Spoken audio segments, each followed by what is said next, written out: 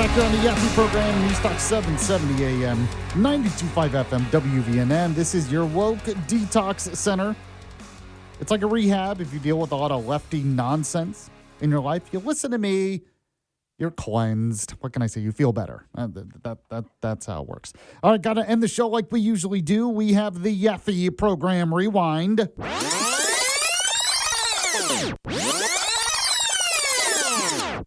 Hey, look at that. Well, I guess that'd be more of a VCR sound. Could that be like a cassette sound too, since cassettes are apparently coming back?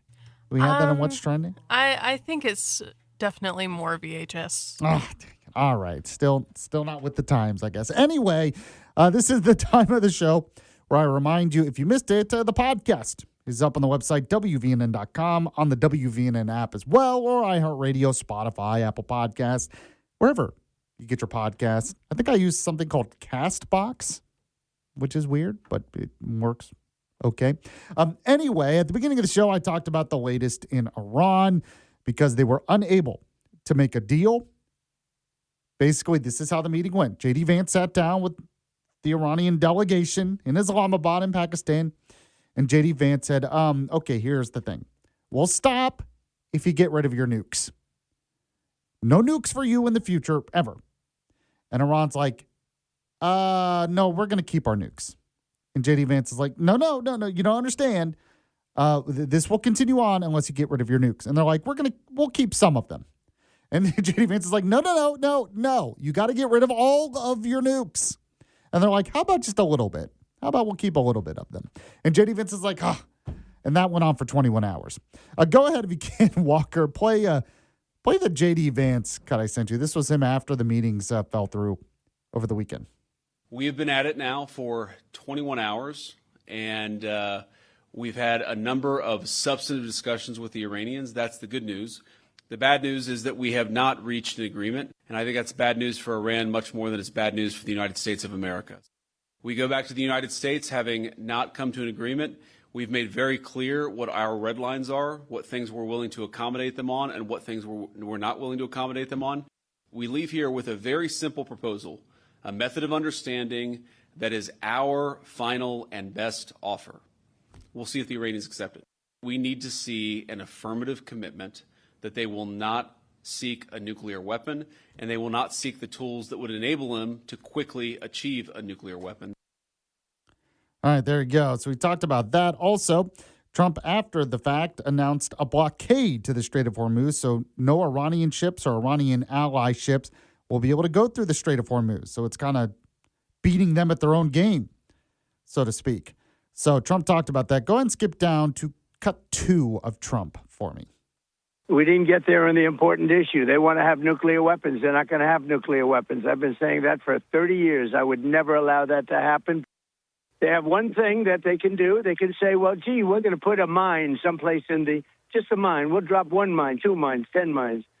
And that will, if you have a ship that costs $1 billion, you'll say, well, I'd prefer not getting whacked by a mine, losing my ship or damaging it badly. We have minesweepers there now. We have highly sophisticated underwater minesweepers, which are the latest and the greatest. But we're also bringing in more traditional minesweepers. And so I understand is the UK and a couple of other countries are sending minesweepers. There'll be a time when we'll have them all come in and all come out, but it won't be a percentage. It won't be a friend of yours, like a country that's your ally or a country that's your friend. It's all or nothing. And that won't be in too long a distance.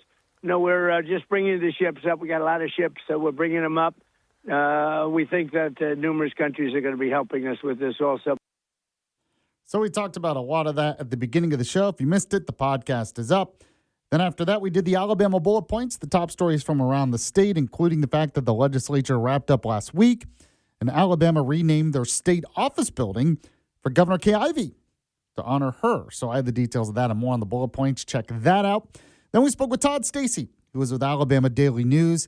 One thing he mentioned, is why the bill failed that would basically close primaries where Democrats couldn't switch over last minute and vote in Republican primaries. Todd Stacy seems against that bill. Says a lot of Republicans should be, because if you have very strong activist conservative Republicans that end up the nominee, then the Democrats have a better chance of winning. Not sure I buy into that, frankly. But we talked about that earlier. The podcast of that interview is up.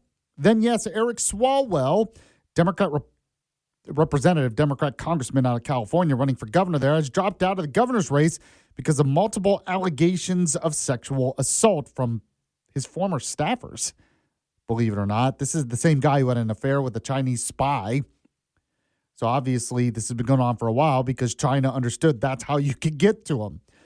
Go ahead if you can. Play the Swalwell cut for me, Walker.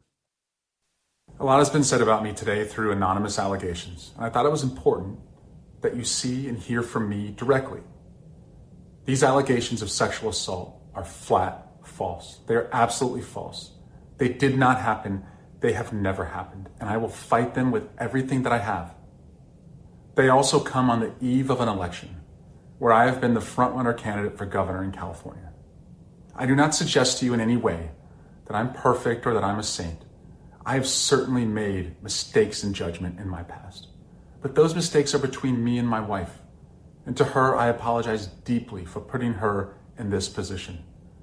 I also apologize to you if in any way you have doubted your support for me. But I think you know who I am. For over 20 years, I have served the public as a city councilman, as a member of Congress, and as a prosecutor who went to court on behalf of victims, particularly on behalf of sexual assault victims. That's who I am and have always been. This weekend, I'm going to spend time with my family and friends, and I appreciate those who have reached out to me to show support, and I look forward to updating you very soon. All right, there you go. So podcast of that segment is up. We also did the Sunday News Show's recap. That's when I recap what happened on the Sunday News Talk Show, so you don't have to watch it. Go ahead real quick. This kind of really sums up the Iran war in a reaction, what it should be to it. Play the Mike Turner cut for me, Walker. Well, first off, no conflict ever polls well. I mean, when there's a conflict occurring, no one says it's being handled well because you have to go through the conflict. The president has articulated, I think, very well, that this is about ensuring that Iran does not become a nuclear state. And no one is willing to trade lower gas prices for Iran becoming a nuclear state. And when Vice President Vance stood at the podium and said that the negotiations had broken off because Iran was not willing to declare that they would not become a nuclear state, that should have sent a chill both through Europe and around the world. And I think, for everyone, because that truly is what this is about. I tend to agree. I mean, think about it. They just refuse to do it. So we talked about that and much more during the Sunday News Show's recap. So the podcast of that is up as well. Appreciate you listening. Thanks to Walker for producing today. And, got the Vin Show coming up next. Christopher Reed later on. Mark Levin later on as well. And I'll be back tomorrow. Same time. See you then.